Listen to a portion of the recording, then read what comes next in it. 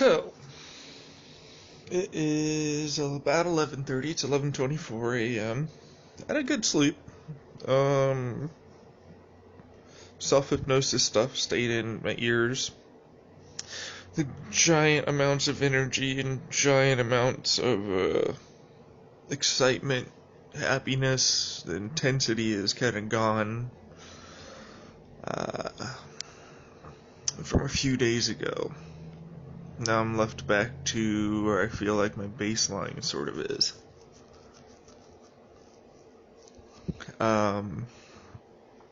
More or less. So that's interesting. Have physical therapy today. Meeting with my friend. I have to try and remind myself not to talk to them about certain things, so that way I can keep myself doing the things that I want to do instead of telling people about it like I did previously in the past and just never doing it. Because I already got that reward, so to speak.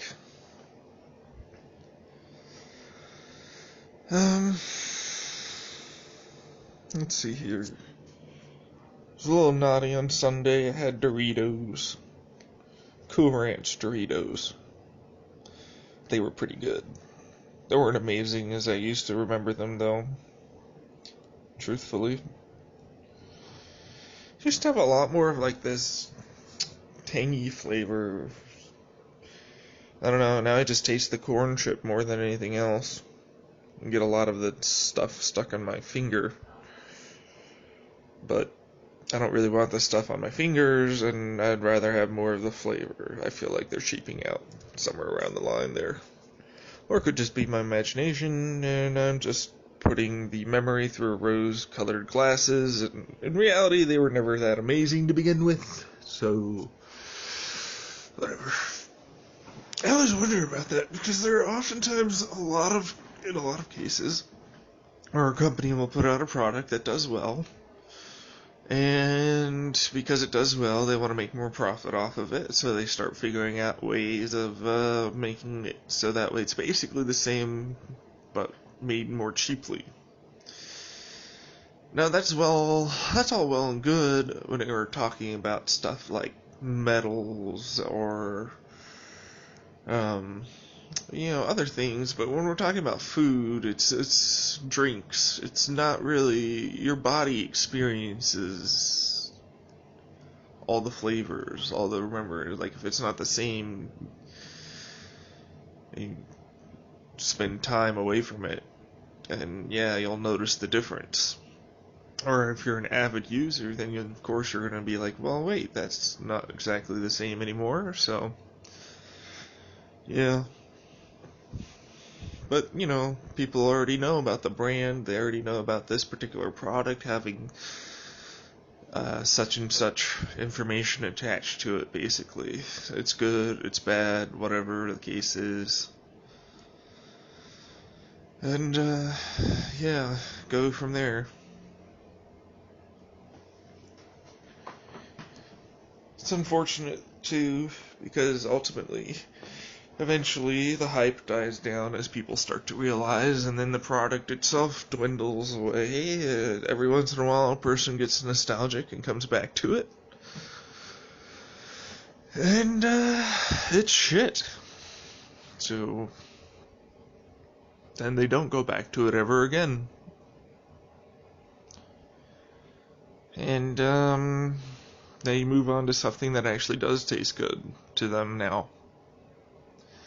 Then you're losing out on your profit long term because you wanted a short-term gain during the popularity.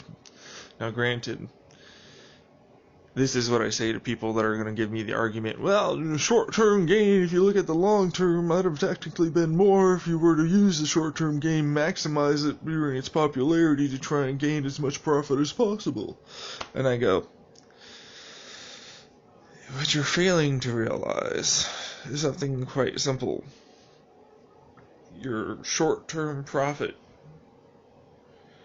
on that is being made in such a way that is unsustainable. Like,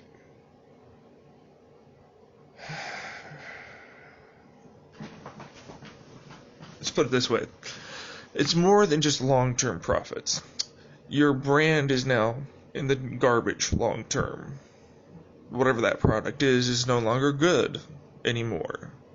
Then, because this product had the popularity it did, and it was associated with this brand when it was popular, now that brand is associated with this negative product. Companies often just get rid of the product so that way they don't even have to associate it. Here's the thing, people tend to not forget. The older people, the ones that are actually buying the stuff for their kids, that you're usually targeting because you place them low down to the ground and in bright colorful colors and big things and shiny.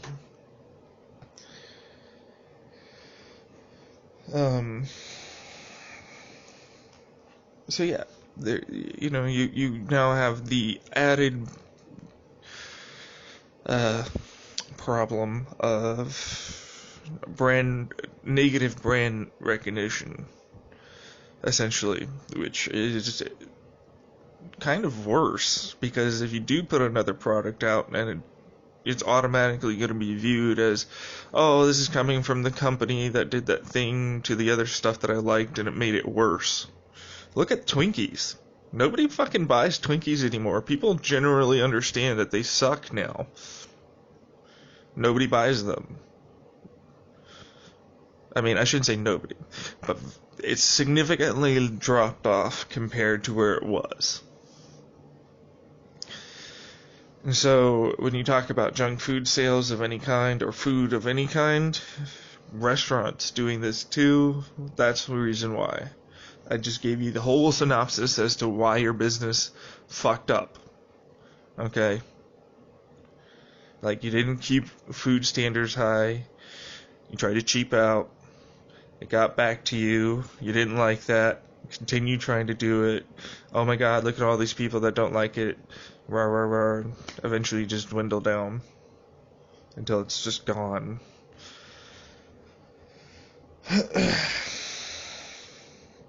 At least from stuff that I've seen over and over and over again, either involving various companies that sell a particular, like, toy, or a particular food, or a particular service, or I can go on. There are so many different companies that have failed as a result of this, or started failing and then got bought up by the bigger guys. And it wasn't because they well, let's put it this way. It wasn't because they were hampering the company so badly. It was just because they needed a bailout.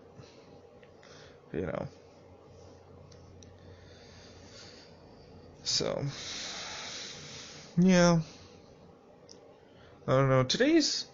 I'm hoping goals for today. Goals for today is take my clothes out of the dryer, put away dishes again, maybe, do my chores, go to physical therapy, meet up with my friend, maybe meditate today. I didn't meditate yesterday. I did some breathing exercises, but no actual, turned everything off and just focused on my breathing and myself and what's going on in my head and in my body. I didn't do any of that. Some people need music. I find that I do way better if I have absolutely no sound. So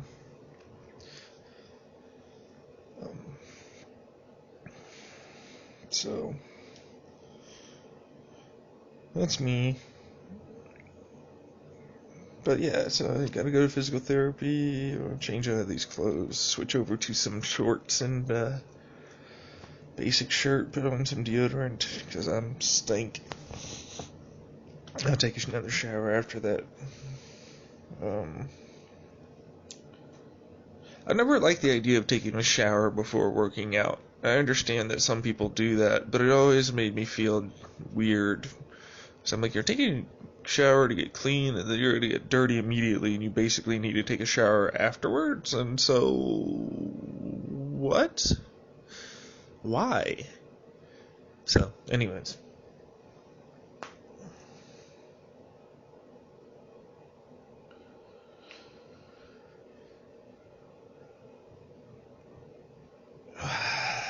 I'm just going to be focusing. Oh, I need to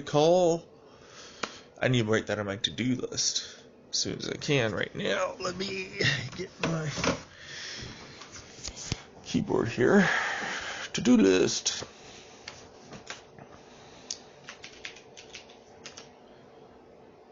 So I got my SMI. I'll call Terros one more time.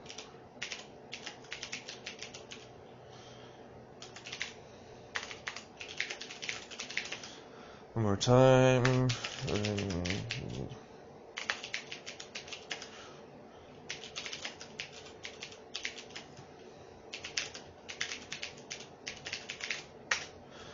Whoop. Let's see here. But see, that's the thing. I suppose I could call my neurologist and maybe go over some of my symptoms, but do I do that?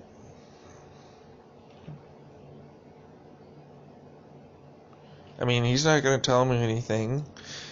All I'm going to be doing is giving him a brief synopsis of what happened, and he might be able to put, well,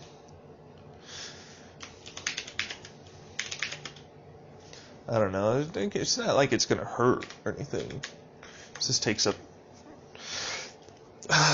This is the thing. It's not going to hurt me. But if it was another individual, it probably would, because it would take up their time and money and effort and energy to be able to do this.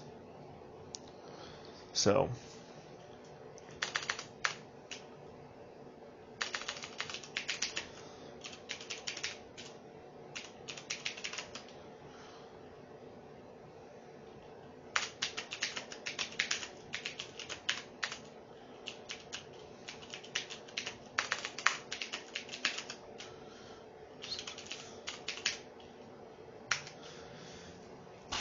Oh, I'm supposed to get a call from my counselor today to go over when I should be getting a new appointment.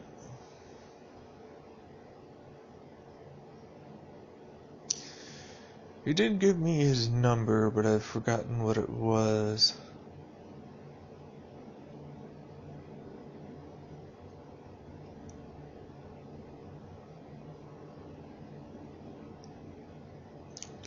Huh.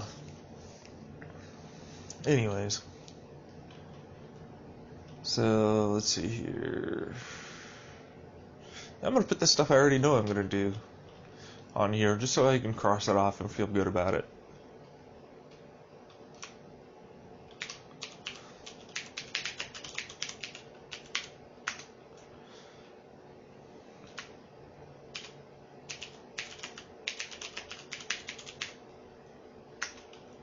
Cool. Try to meditate. Verdi's.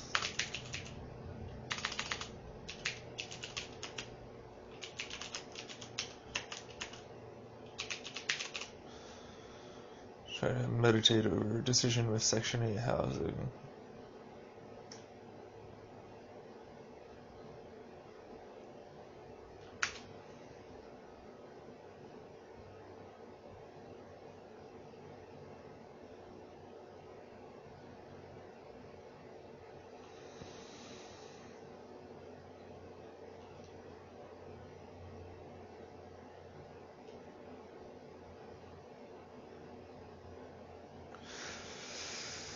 Huh.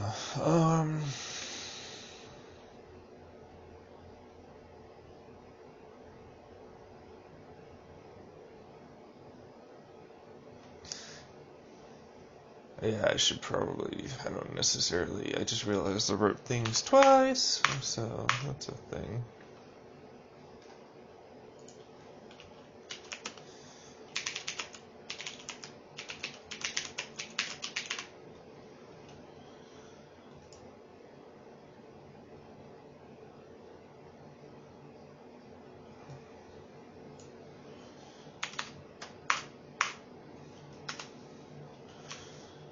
put away clothes in the room.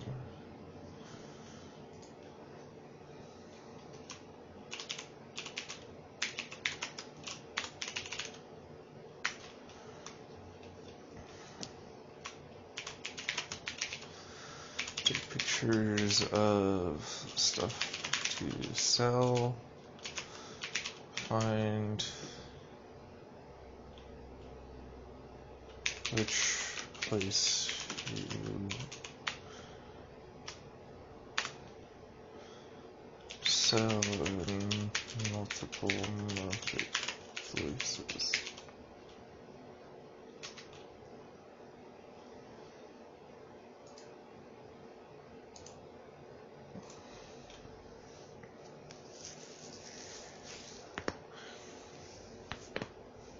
Oh.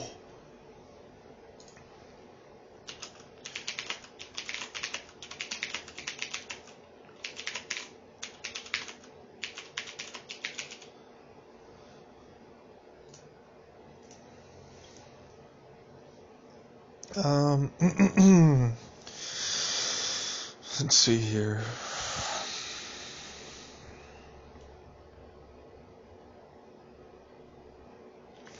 Really kind of want the 4ACO DMT. Here's the thing, I love the idea of getting my dab pen back. Or not my dab pen, but, you know, getting that going again is nice. Would be nice. Say what you want, but I feel like it's just a...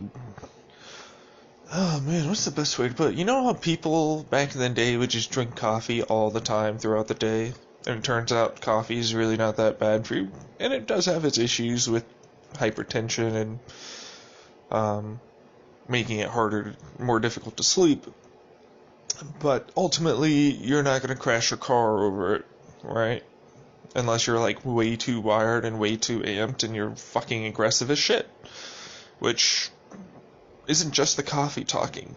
Usually there's a situation that's making you that aggressive. Either you're late for wherever you need to be, or you are particularly bad with road rage because of your own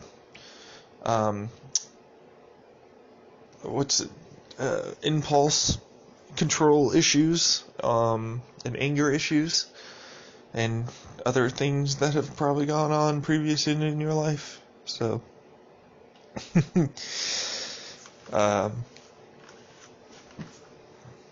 yeah, just, what was I going with this? What was I even talking about? Yeah, I don't know.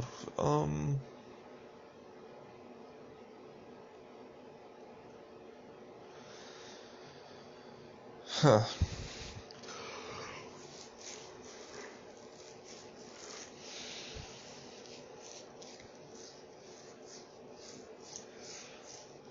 I don't know, man.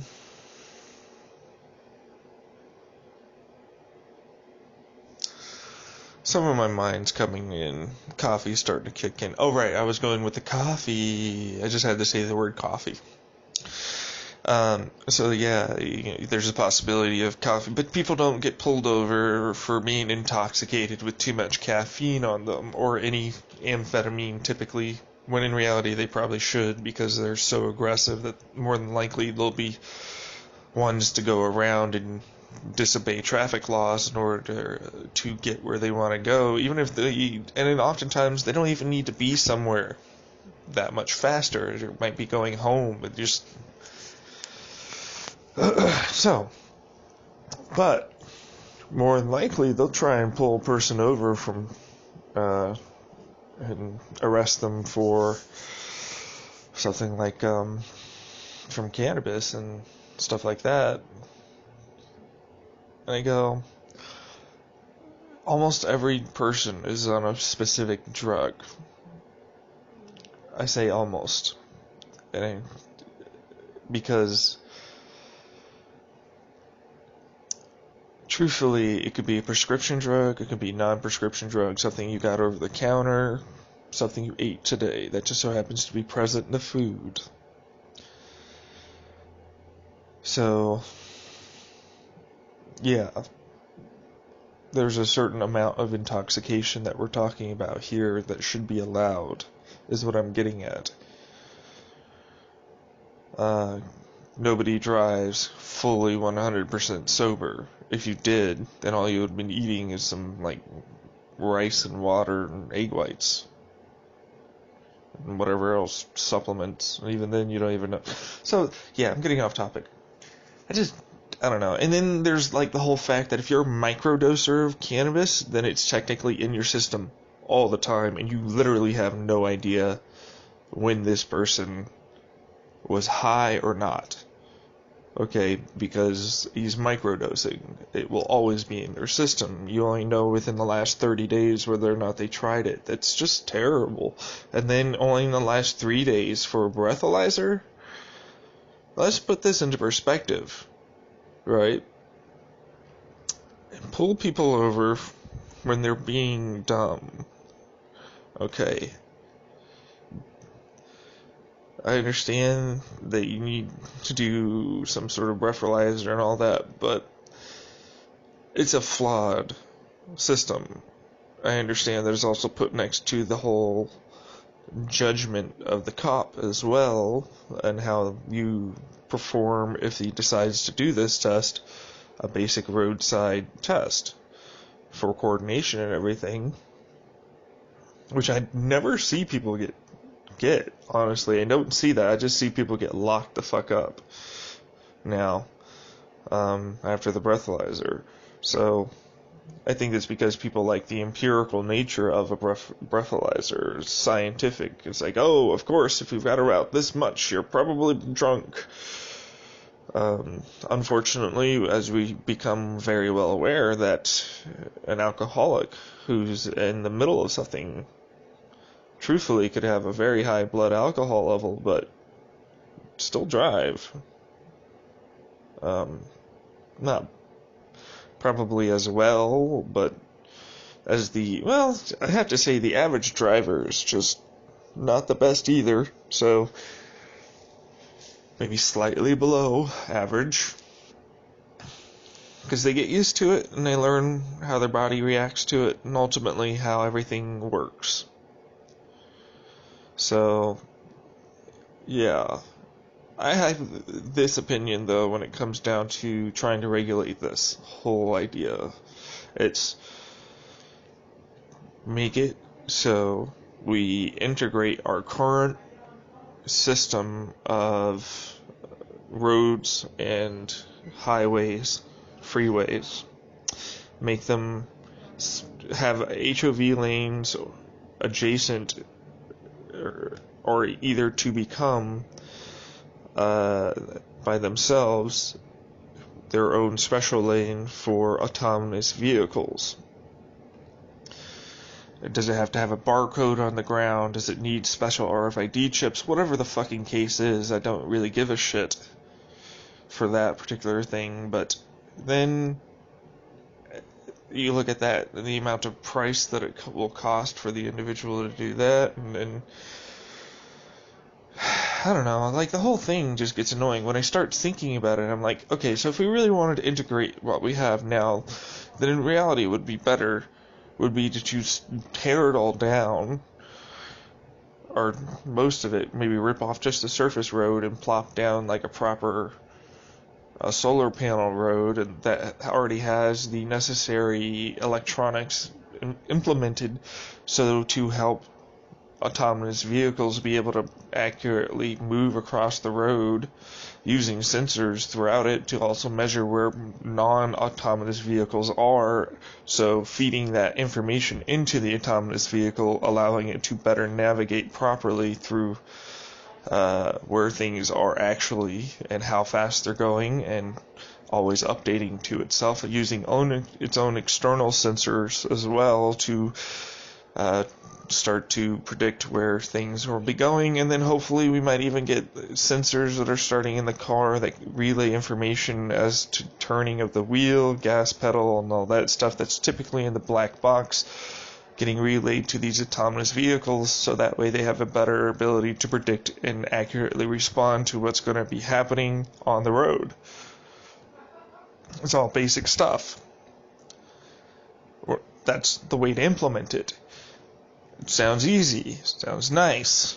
There's a shit ton of hurdles to go through to make that shit happen, and billions of dollars.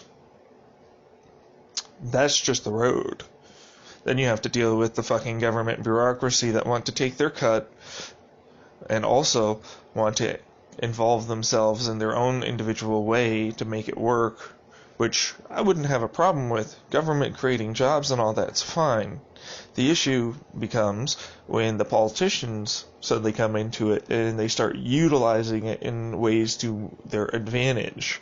As in, oh, look at what I'm doing for the American public, and then, oh, we're going to change this aspect of it so, it helps with people's privacy, or, like, for some reason, the information that's involved in your gas pedal and brake and all that is super, super private, and you definitely need to keep a hold of all that information because it's super important that you always have that and nobody else can get it.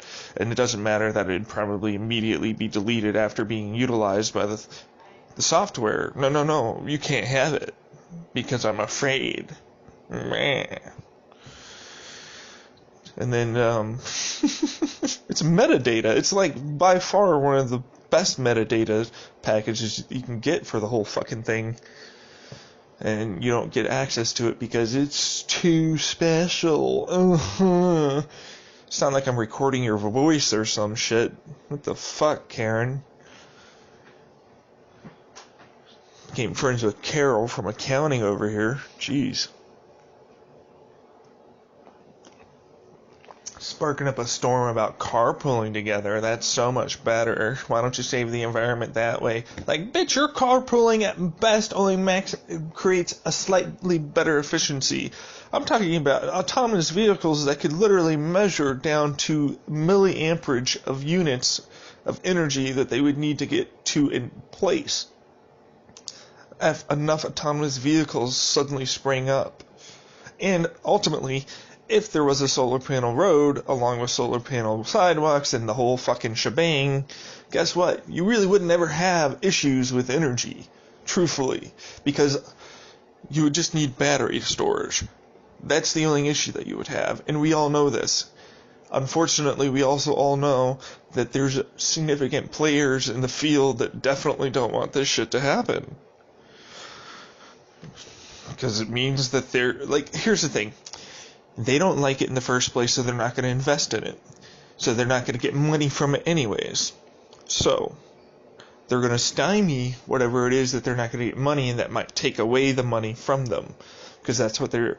So I don't get it. Like, if they see this as the future, then why not invest the money into that and make it part of your, like, do an actual pivot with your company. Your chemical company can suddenly become an energy company that is literally changing the entire fucking face of the planet. Goddamn foot by foot. Making the world a better place every goddamn second of every day. You can use that as your slogan, foot by foot. As far as I'm concerned, but no. We get the perpetuation of the oil industry granted by the subsidized nature of the government. Oh, well, this thing, the infrastructure we built, we need to keep afloat. Even though if we didn't, it would all fail and fall around us, and we would suddenly realize how much it was propped up with fucking toothpicks and playing cards and some little gum.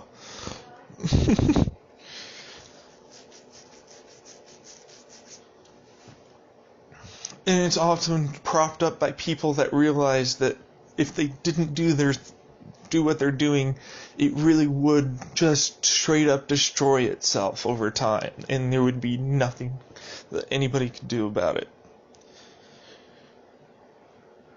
To those people, I say, fuck it, let it burn.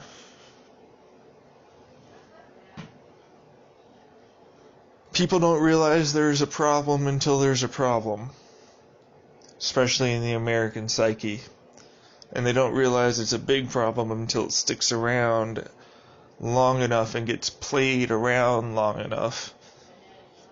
Personally, if I was media, I would start seriously just ignoring anything that had to deal with politics, outside of only illuminating every hypocritical and bad decision that you think they may be doing,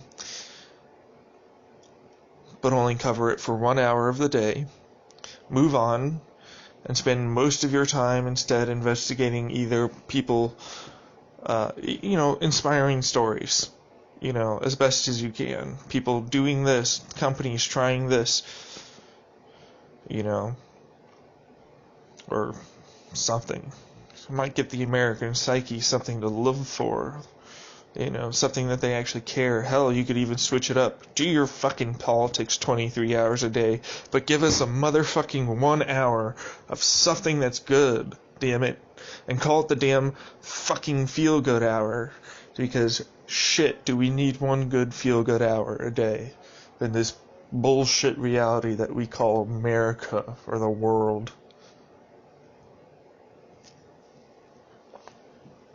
People lying, cheating, stealing, all okay. Taught by our parents to be raised that way. Them taught by their government, and them taught by their parents, and so on and so on. Never change.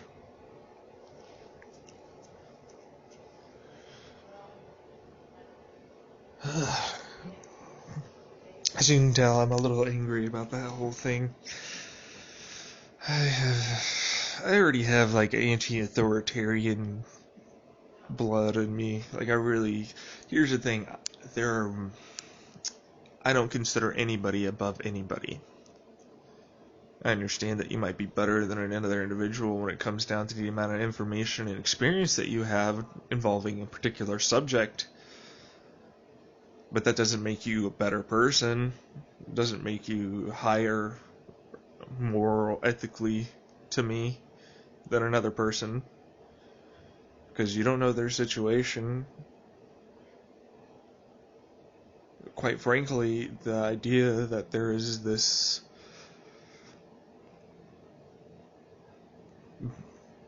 class separation is bullshit. You are just as mortal as I am, and if I cut you, you will bleed just as I do. You will do very well to remember that, people at the top. And all your little panic rooms, all your little security guards, mansions, set up locks, stocks, Cayman Island accounts, your buildings with their big doors and everything else, and your long cars getting driven by the chauffeur towards wherever you're gonna be. Doesn't matter. You're still just as dead at the end of the day as anybody else when it's all over.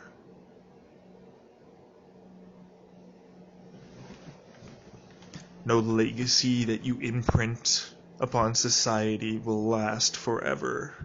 People get lost to the annals of time all the time. Not everybody in America knows the prominent hero of Finland. Whoever that might be, or whichever one that might be, because I'm sure there are many. But guess what? Your average American probably won't know. Fact is that people at the top usually just want to try and survive that mortal coil. They don't realize that oftentimes they're doing it in such a way that remember, this time period is one of the worst, chaotic, evil time periods in the history of the world. Sure, much progress and technology, only fueled by a few things. But my goodness, just looking at the amount of waste, deaths, destruction to the environment, loss of environmental life, and life in general. We live in one of the more chaotic time periods in history.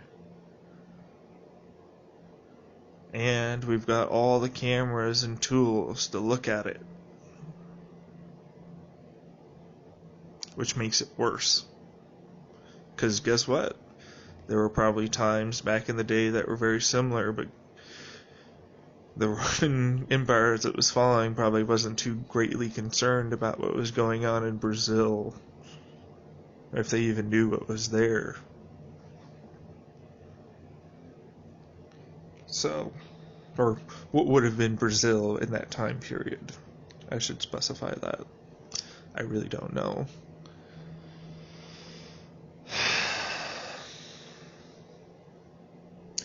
The interconnectedness of our globe has become more or less only used for greed and power.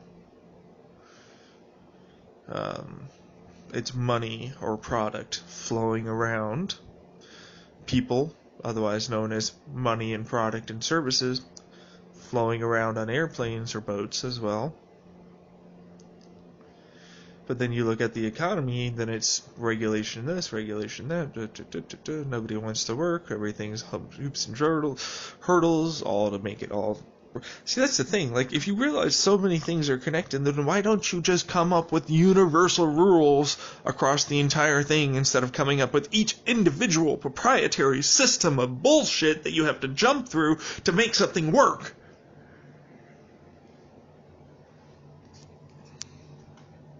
I already got that bullshit in company products with Sony and the Audiophile and any other technology where there's bullshit proprietary connectors or software or whatever. And we all know how annoying that shit is, and nobody likes it.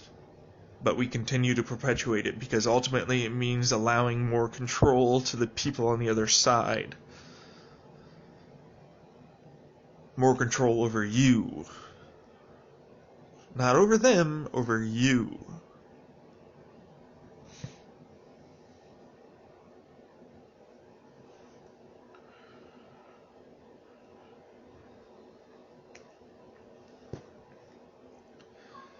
They'll try and say, oh, it's because I need to make sure that nobody can steal this or make this or whatever the fuck it is.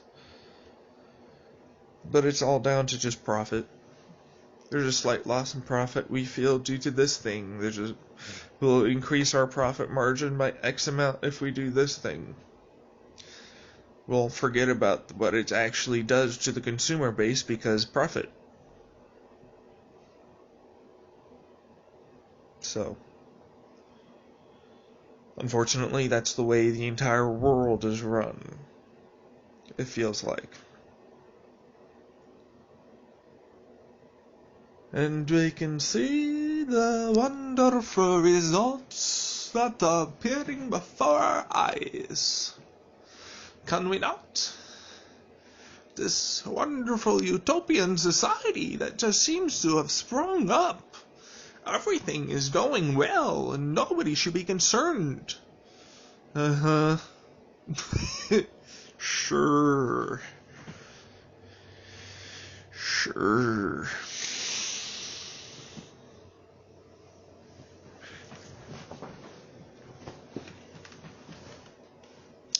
You know the worst part, though, is there's a lot of individuals that are close to those at the top of the power that want basically the same thing that I'm talking about. But they would rather be up at the top, so that way all their time and effort and energy spent would be worth something. Instead of cutting your losses and realizing it's time to change the system. Not the people at the top.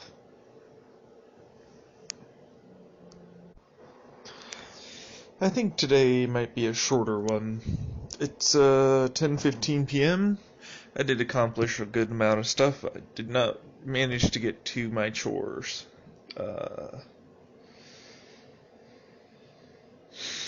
Did take a shower. Good thorough shower. I used lotion to clean myself off with a wash rag. Skin really feels nice. Not gonna lie. And just about as clean as I would with soap. So, anyways. Let's see here. Met with my friend. Had pretty good conversation. Felt like I did most of the talking again. Kind of seemed like she didn't want to talk much of what was going on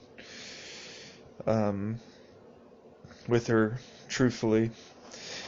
But it could have just been that I just overran the conversation. I tried my best not to tell her what was going on with some of my plans. Kind of failed a little bit on that. I mean, you only have so much to talk to each other about. But I felt like overall we did pretty well.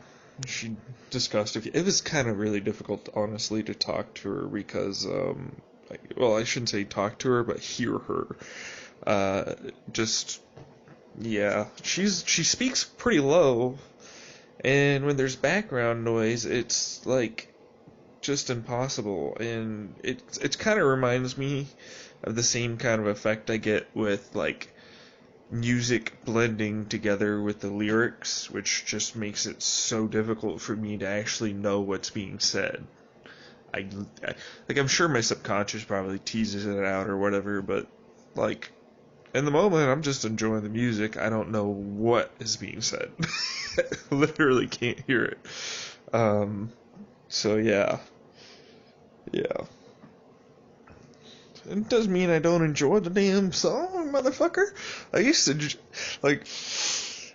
think back to it. Like, I used to listen to some really not so nicely worded songs growing up. Yeah. I don't know. Today I ended pretty well, though, I felt. Don't have all the energy. I was really wanting to go for a walk, but truthfully, physical therapy wiped me out pretty hard, and I have a feeling, like last time when we worked on my shoulders and everything, that I am going to feel it tomorrow. It's just a general soreness that's not too big of a deal, though. It's at best, it's, what it is, basically. At worst, it is what it is, basically. It's like a slight soreness, and you get some stiffness and pain moving around a little bit, and then eventually eases up, and then after it eases up, you actually feel better, and, even more like you're able to control stuff. And while I was working, at physical therapy, it felt like I was, moving muscles that I've never moved, or that were stuck, or I shouldn't say never, but have not moved for a while, and that were stuck, which was nice. Did drive over to the primary care appointment for fucking late balls in January. I have a feeling that I'm gonna need to just straight up get my own DMT if this shit doesn't fucking come in the mail soon. As you can tell, it's only been a few days. Technically, I expected it to arrive on Friday. Now, I have to say that it can take a while, even with the express post, to arrive here, especially with the government shutdown and everything else happening. So, give it the benefit of the doubt, wait until next week, sort of deal. If it doesn't show up sometime next week, by the latest, then, yeah, I'll have to give them an email. Decided to come up with the project. I sort of told her ahead of time what it was going to be, but, yeah. or my friend when we were talking,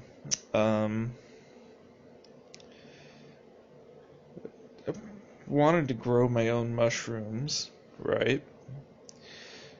But I always had this sense of urgency, like if I don't do it right away, it'll never be done, or I'll never have the money, or whatever the case is, really. It's always a sense of urgency. And it's just something I kind of want to look forward to doing as a project, rather than being this thing that I have to do, I have to get done right away, I need. And instead of having it be something that could be more therapeutic for me, which is something like a project that I work towards over time that I enjoy. Slowly. It doesn't have to happen right away. It's more of enjoying the journey, and the destination, having some good mushrooms, is not too bad either. So that means slowly buying a few things here and there, saving money to buy those things. Basically, my allowance, I'm going to allocate $25 to the project. Everything else, do whatever the fuck I want to it. I need to figure out how to budget. So this, I feel like, is a beginning into that for me. If I'm going to live by myself, I'll need to learn how to budget properly. I'm good with numbers, truthfully. I just don't really follow where money goes. I don't track every little thing. I never really did that before, so, you kind of got to get the habit of doing it. And it's difficult. But yeah, like $25, that means like, oh, I buy some sort of like tub, maybe some vermiculite or something. I don't know. It doesn't need to be much. All it needs to be is like there, essentially, for me to just enjoy and slowly build up to. It's not difficult, as far as I'm aware, but I think the first things that I'm going to buy are the books some of the books that I saw for how to cultivate mushrooms and other things. I'd love the idea of just doing what I thought about previously, and instead just buying all the equipment, going through the steps, and then getting the product at the end. But I feel like if I take this slower and learn to enjoy the information coming in, rather than thinking that I just need the information and don't want to really think about it, just want to get it done, it just becomes sort of a problem. Truthfully, I think that might stem from most of what's been going on with my family, because anytime I ask for something, they might say yes, but it can turn into a priority list nightmare, is the best way to put it. It's a very high priority for me, it becomes an extremely low priority for them, and it gets put off all the time, and it leaves me feeling less like anything I need or want is valid.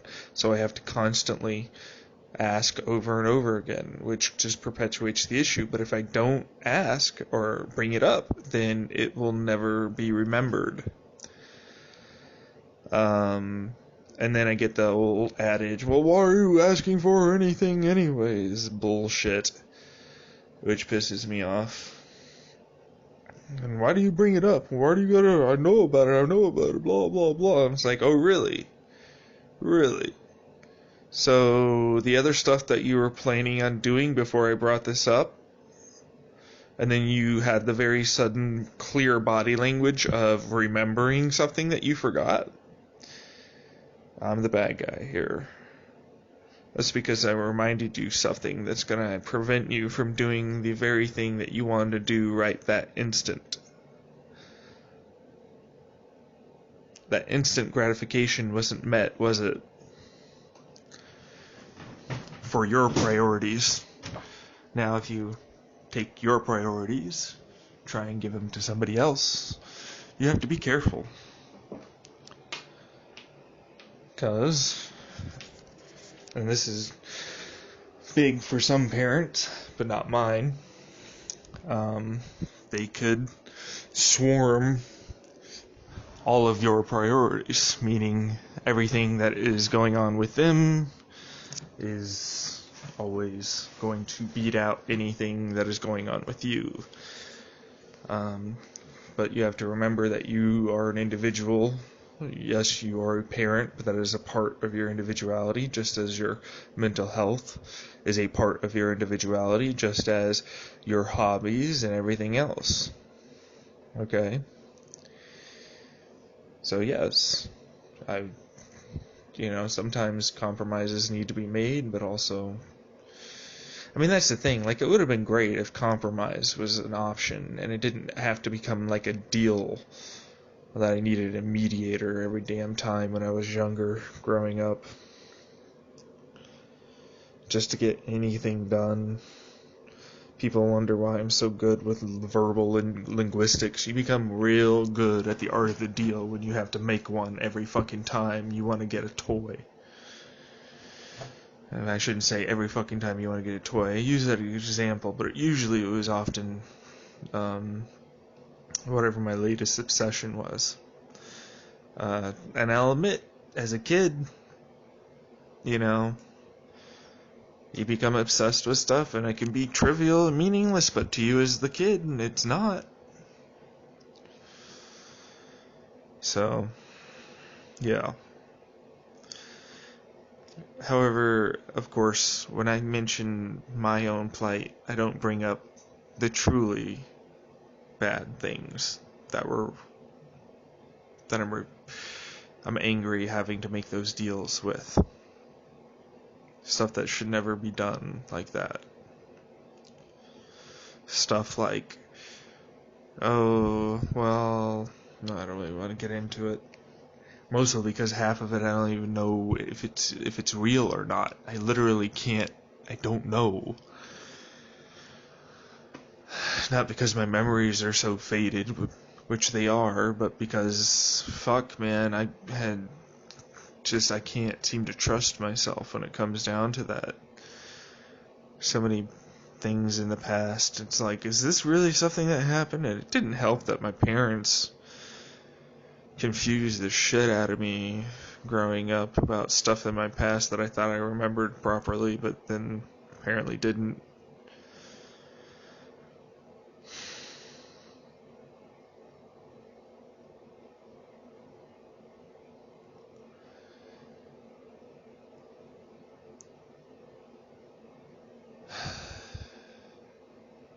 I am still having trouble feeling as though someone's trying to send me messages through my advertisements or through music.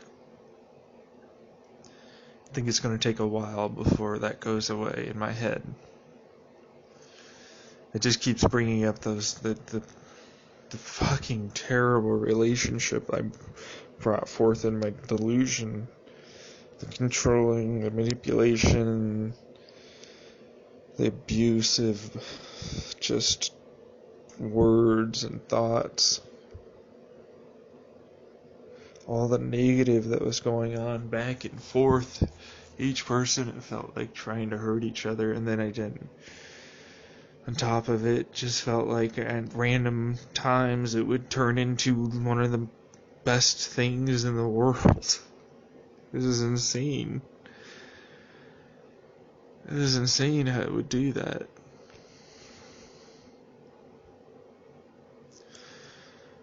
But I kind of fell out, man.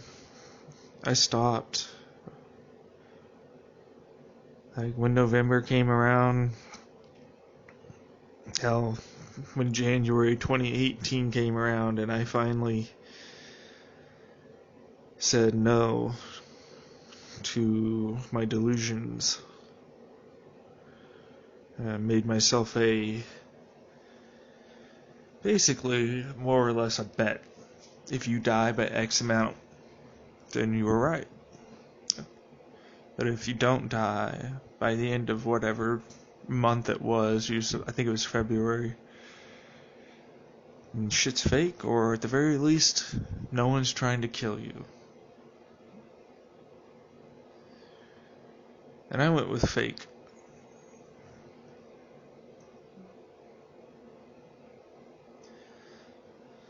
But what that meant was it shattered a lot of what I had. It shattered a lot of what I did. Shattered a lot of what I said. It got rid of all the pain from everything I said. It didn't get rid of the guilt. Didn't get rid of the shame. I didn't allow myself to ruminate on it because I couldn't really think about it without going off the deep end. So I distracted myself. And now I'm no longer distracting myself, and I'm sort of attacking the delusion head on with reality checks and logical thinking.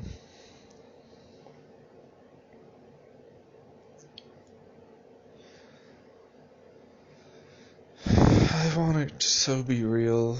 That sucks.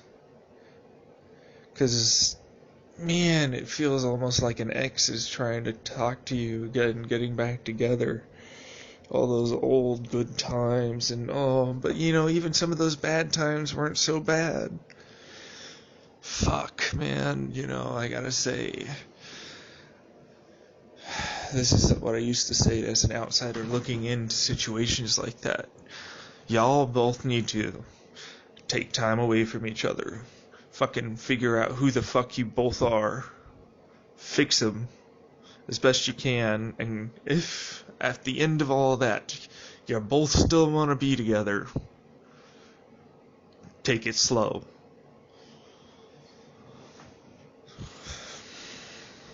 Otherwise, I'd say it's just better to drift away.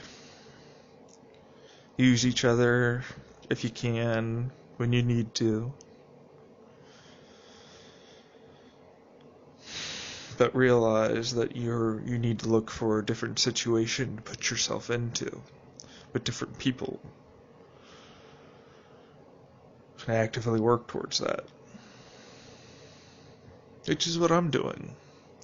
Unfortunately, I feel like I'm abandoning people that need help and need me. I have to tell myself I'm not. Is there nobody in this delusion of mine?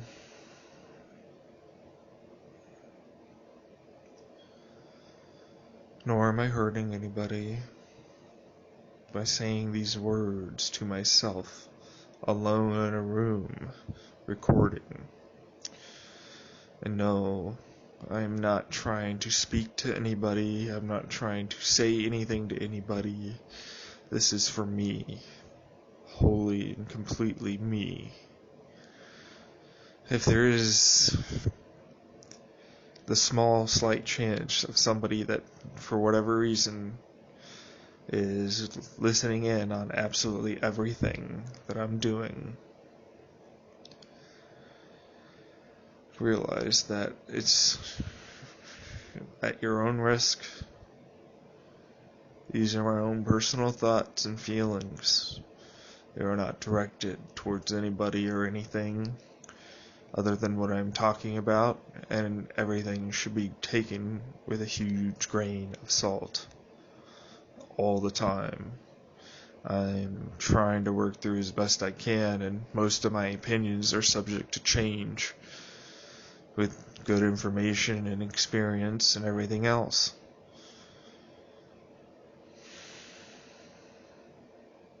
So there's going to be a lot of things that seem hypocritical or contradictory. And oftentimes it's just me changing my mind thanks to new information coming to light. Unfortunately, as a history of politicians have taught us, you always remain firm no matter what, how big of a lie or what evidence is against you. Instead of saying, oh, I'm wrong. Okay. Or, oh, I didn't see it that way. Okay. It takes a very big person to start doing that regularly. That isn't to say you take what another person says blindly. You have to think for yourself. That's the way of the world, man. There's no such thing as well, best way to put it would be, there's no such thing as a free ride in that way. You know, you're never going to go throughout the rest of your life without having to think.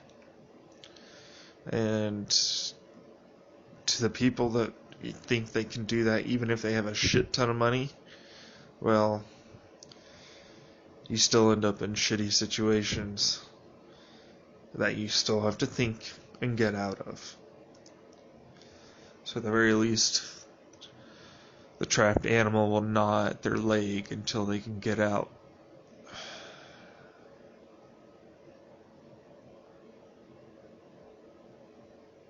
Let's see how the rest of this week goes. I'm going to start putting my feelings more or less in a... I hate using numerical units because numerical units are fucking dumb when it comes down to feelings. You know, like, oh, well, let me list the vast numbers of emotions and combination of emotions and bleeding of other emotions and everything else on a category, and then write each individual fucking number for one of them. Jeez, shit. You know, well, granted, it would work. It'd make it a lot easier for supercomputers to categorize things. Yeah, that's not the way it works, man. You want to spend doing 5 minutes, 10 minutes fucking going over that shit, and by the end of it, it's changed? You know what I mean? Like, I don't know. But if I were to give it a number, I'd say today it was about a 5 or a 6. Not bad, just baseline, man. It's my baseline. Yeah.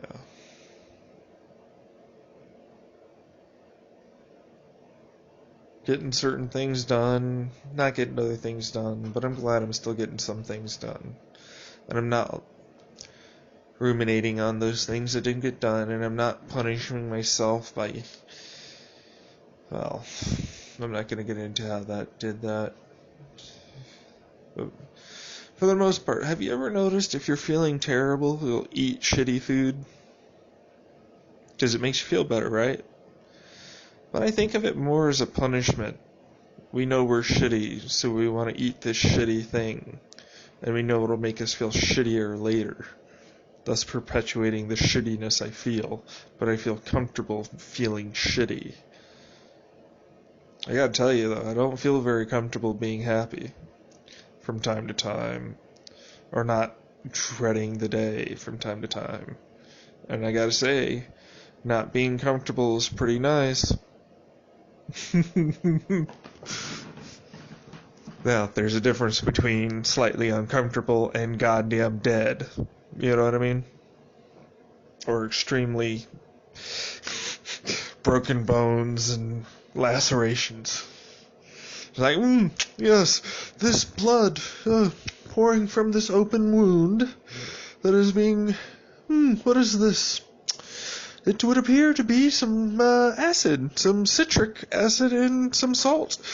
Oh, Mindy. Oh, that smarts. Oh, boy. Yeah.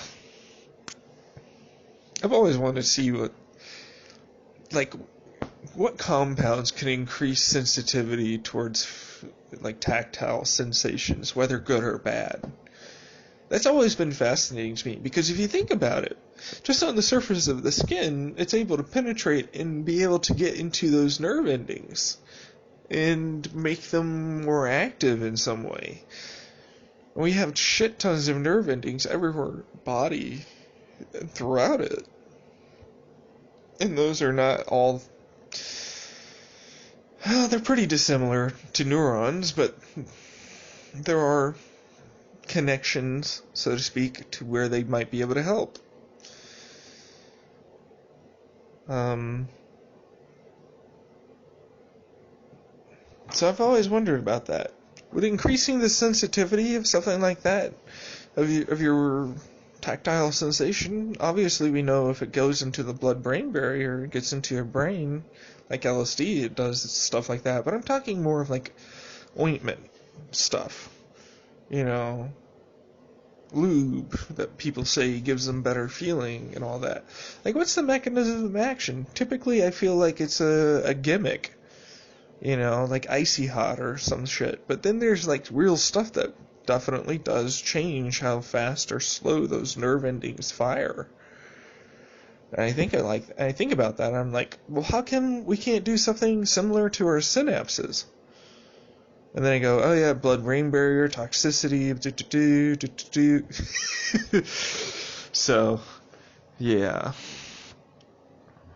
Yeah. Personally, I love the idea of just fucking biohacking our own damn immune system, integrating our own like, why not just biohack just like a single gene into the general viral and bacterial population of every or certain kinds of species, so basically have it be permanent such that they don't do X, Y, or Z, or they do X, Y, and Z, and they do it only under these specific circumstances. Now, apparently it is possible to do these things, but it's extremely difficult. But I never understood why, like, there isn't more merging of technologies in the whole biomolecular field. Because you have nanotechnology already there, but you can introduce a nanotechnology particle into bacteria or viruses, or I don't know, just I feel like there's a collaboration that's ready to get together and just completely destroy people's conception with what they can do, you know what I mean? Because they're poised for some seriously powerful changes in the medical community. And it's not really quite for the lack of funding in certain areas, although there is in certain areas. I feel it's more along the lines of those fields are so extremely secure, you know, tight down, everything's locked. We need to make the money back. We need to make the money back. That's the only thing. But if you sit around a table, we're all able to discuss openly about your, you know, successes and failures and what happened, and then share data, and all of a sudden you come up with this solution, and oh well, we have this over here that could totally fix this, and yeah, and that would allow us to help this guy over here, and this guy over here is like, what the fuck, dude? I just so I don't know, I feel like the whole damn community of science is just stupidly built to be extremely secretive, all because of money.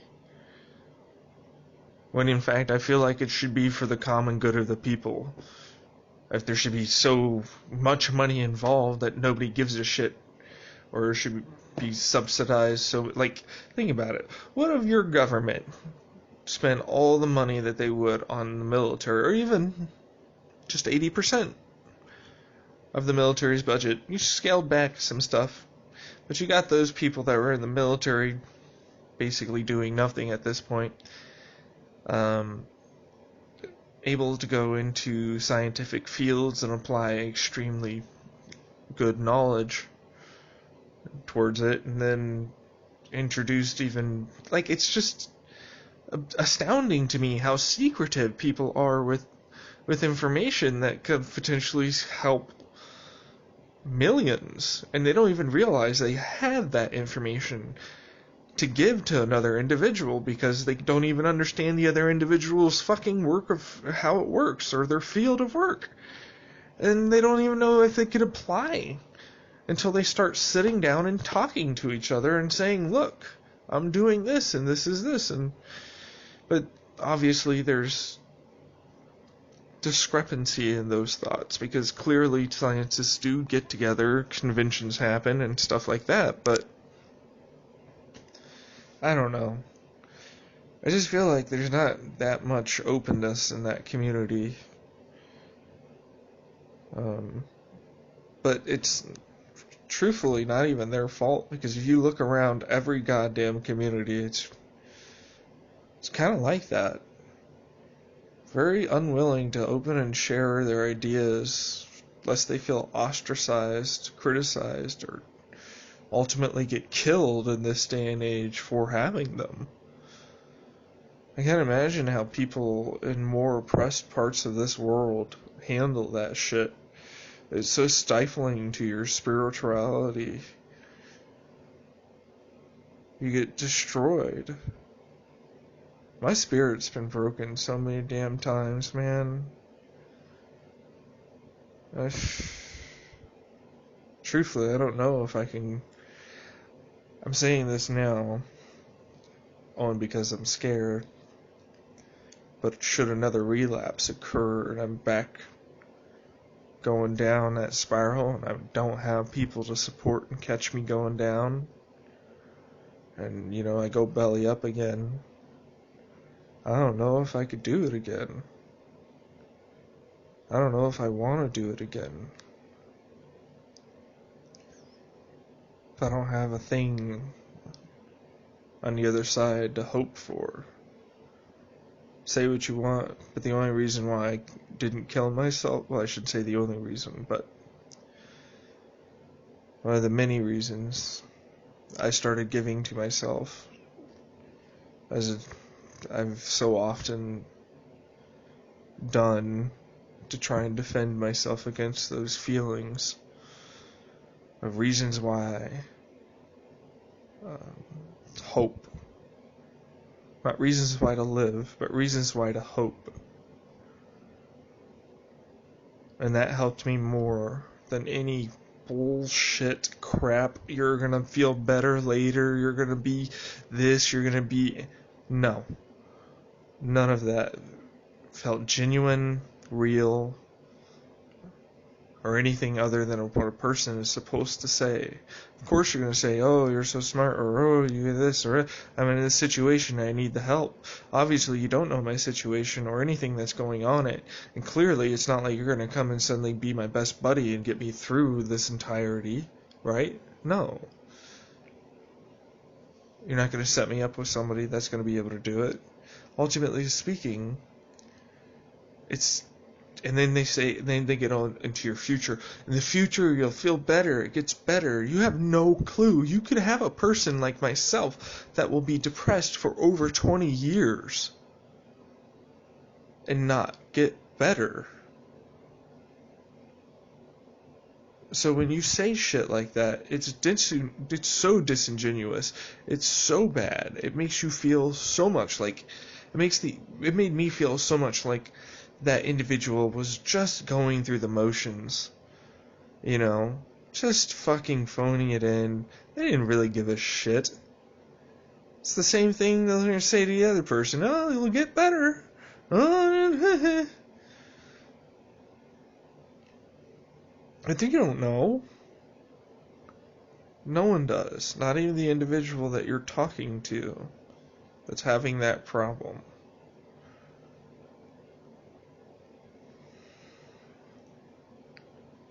And then all the other issues that start to fuck up along the way.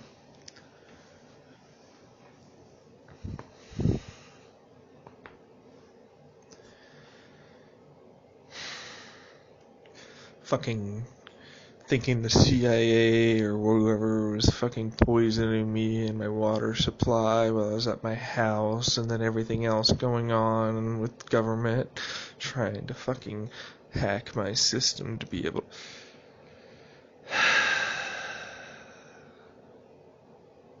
Shit gets angry fast, man. Paranoia is deep.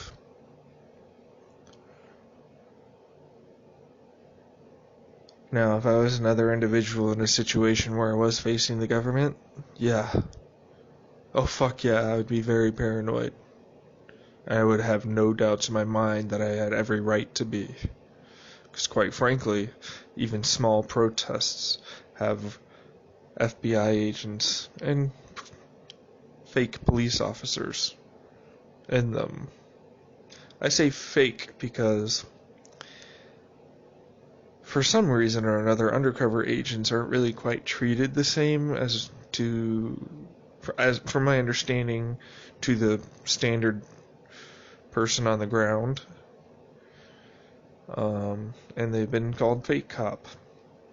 Didn't really want to put. They're a real police officer to me, but what they're doing to me is bullshit. You made this happen. If there was never going to be a riot, like there was never going to be an issue, then you instigated and entrapped an individual into starting up something. People don't act without someone there to start it. And if you're starting it, then why the fuck aren't you the one that's getting destroyed? Yeah, sure, they also helped, but it was your ass that did it. That's the problem that I have with it. Then there's the other undercover agents. Saw that guy taping the officer and just walking away. Truthfully speaking, damn, man, I almost said, like, look, you almost got it perfect. All you had to do was be like, this is fake ass shit after you took his money. I got all this shit on camera. I know you're a fake ass cop. I know they're going to come over here and pull up on me. Have a nice day.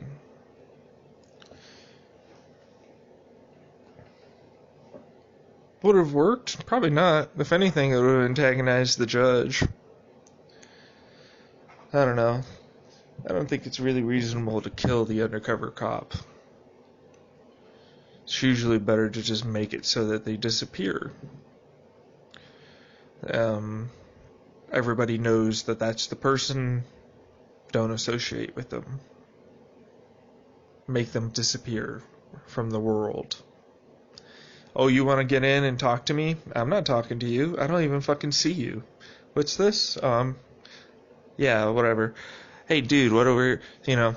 Like, don't even fucking acknowledge the individual's presence. The person, for all you care about, is nothing. Fucking brush right past them, slam into the ground. If they get angry, fuck it, I don't give a shit.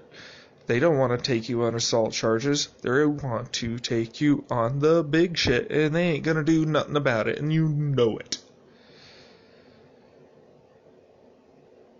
But that's me, because I have an anger problem when it comes down to, personally, I feel like certain individuals getting targeted.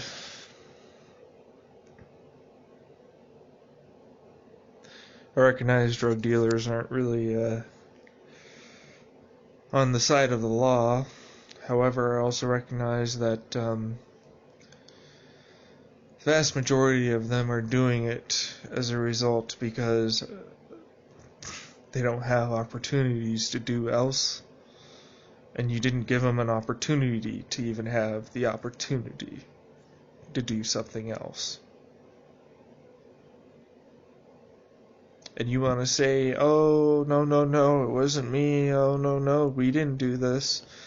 You set up the environment and situations that all led to the very systemic problem that you have right now. You want to talk about black crime? Why don't we talk about the housing problem in the 40s and 50s, where you would intentionally place lower income families that were colored altogether, oftentimes with crime-ridden people that have. Why don't we talk about the bullshit profiling that was started happening as a result of course, oh my goodness, you put a bunch of impoverished people that are desperate, and also with some criminals that know somewhat, at least, how to start doing something that's illegal. You know, you get problems that you created, that are your fault, that you want to brush underneath the rug and slam in the jail. So no, when I think about cops that are going after these individuals, what I see are not people that are doing bad things on either side. What I see is people that are set up to do their jobs as best they can in an environment that they are living in, adapting to their situation as best they can. I see people that don't like that. And instead of trying to think further on why stuff might be happening and helping, I see people that are ordered or enjoy taking and impoverishing these individuals even more, ostracizing them even more, making them public enemy even more, creating a deeper and deeper and deeper debt to society. But you don't feel guilt or ashamed. You don't care because it wasn't you, right? Why should you care? Seems like a whole lot of bullshit to me, right? Well, why couldn't they just get themselves out of that? Why didn't they do... I hate it when people start going on that. You do realize how racist everybody was, and how you're pretty racist yourself and don't want people like that to be around you, right? Yeah, that's what I thought.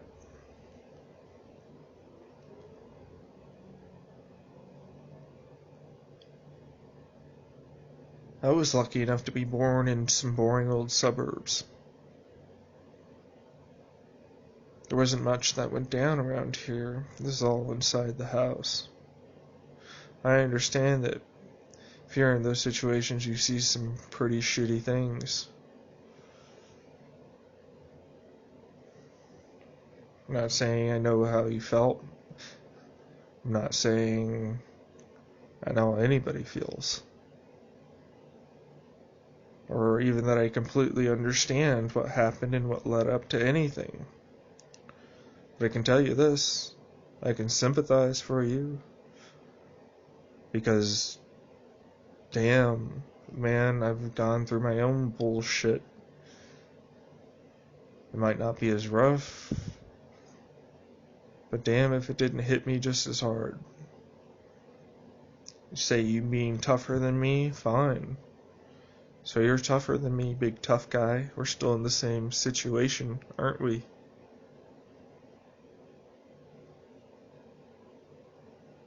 Still feeling the same way.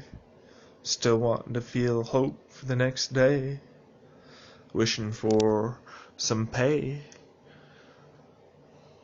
Don't want no more of that hey.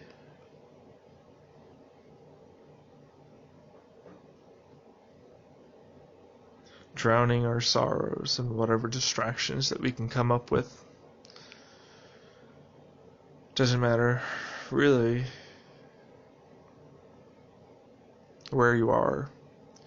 It's whatever's readily available and you have the best access to and find easiest to get. Or sometimes, like a little challenge. But ultimately, the end result's the same. A brief, fleeting distraction from your reality. A reality that will continue to move forward at the same rate, and in fact, unfortunately probably get worse because you're going to get older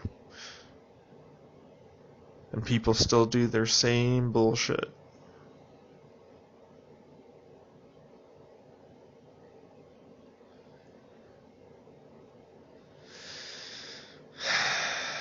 I'm so tired of it, man. So tired of thinking about it. Just to realize how, the more you talk about it, the more you realize how big the problem really is, and how to truly change it would require an extreme event, multiple extreme events happening at once to bring together humanity as a whole, saying, oh wow, I just don't want to die, and I don't want to hurt anymore, and I just want to feel like I can have hope. And so many times you see religions that get formed during these time periods, though.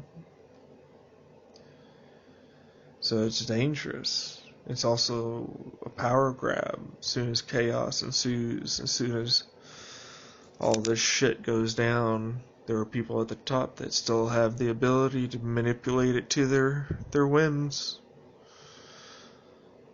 There are still people that are going to try their damnedest to claw, bite, and scratch and gain every little bit of thing they can instead of helping.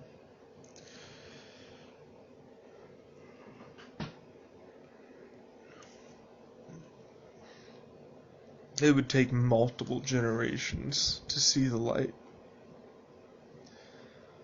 to truly change the human psyche as it is. Now, that was all well and good when we were still roaming the plains, and it wasn't too hard to find some mushrooms and some trees growing out of the ground, a few cannabis leaves, and a few mushrooms, some good meat, berries, and oh, look at this. You know, I've got my tribe around with me, and we're talking about that thing that we did a few days ago, and we're all laughing, and we're sharing our hopes, and building a stronger sense of life, while all at the same time exploring different viewpoints and exchanging information. And in order to exchange this information more readily, creating better and better linguistics.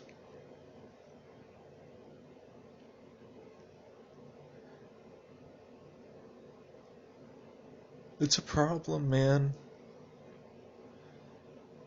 We're a dying breed. Me.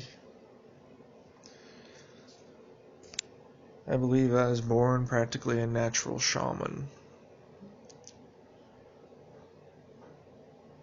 I know that sounds weird, but goddamn, if I'm not one of the best, I feel like it. I haven't even had a trip. Introspection. Guided meditation.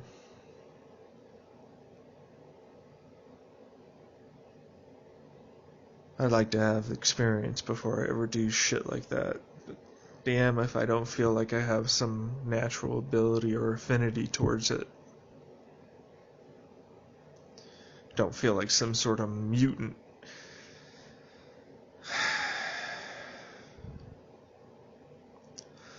All because I meditated and saw what I saw and believed what I believe. Feeling almost alienated from other people because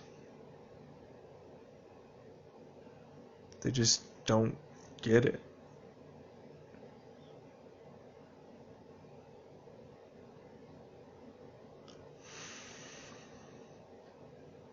It's lonely. Yeah, it's lonely.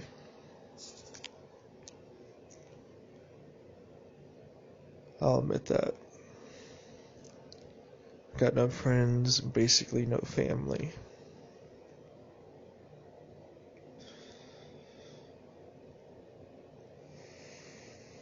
Well, that's not true, is it?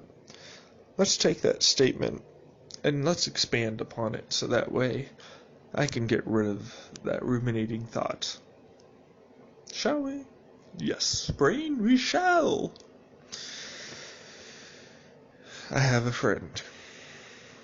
I have another kind of acquaintance, as best I'll put him, that I might talk to. But I do talk to my friend from time to time. I do have my counselor that I can at least see. And while it's true that my family is going to be the way they're going to be, it's not impossible. I've learned to work around them. I've learned to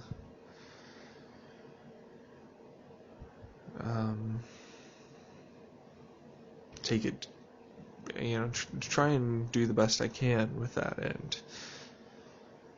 And so, there is no nothing and nobody, but that doesn't change that if you don't have the right people, you can feel more alone than than anything else. You could be in a room full of 100 damn people. All of them know your name and might wish you a happy fucking birthday, but you still feel like you're the only one there. Really, more or less reacting to the others around you. Making sure to be pleasant, say the right things, all while you're getting slowly imploded upon inside. Loneliness, despair, not connected. Why am I feeling this way? Is something wrong with me? Why am I always so bad? And so on and so on. Starts to build worse and worse.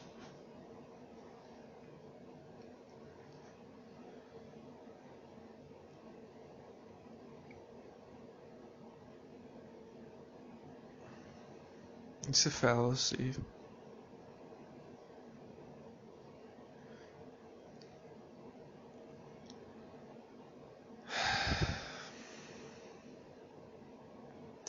I almost feel like somebody's preventing or testing or doing something to the 4-ACO DMT that I purchased. Almost like the government's doing it on purpose. I recognize that's a paranoid thought, though. In reality, it just is what it is, and there are other factors involved. There's no secret organization that's that's changing out everything and gonna poison me, and there's no, you know what I mean? There's no bad.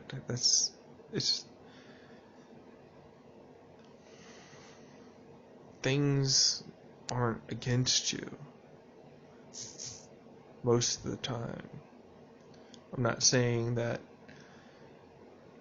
an individual might hold a grudge or something similar to that effect, but for the most part, most people are only concerned really about what's going on around them and their lives. They are not trying intentionally most of the time to hurt you or make you feel bad. Often that's you getting triggered. Usually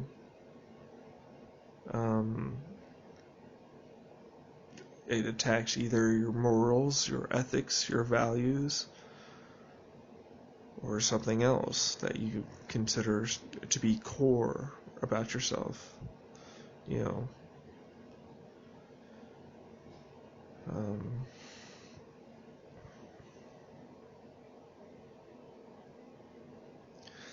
Gotta say though, after talking this long, I've went from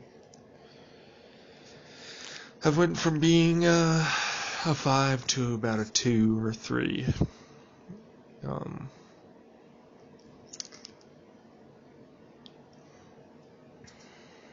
I'm not very lighthearted or carefree right now. I'm settling into the harsh reality of the future. But I also realize that there are options for me and things that I can do. So that's what I want to do and work on. I think I'll end it here. This is going to be a shorter one today. Just sort of has to be.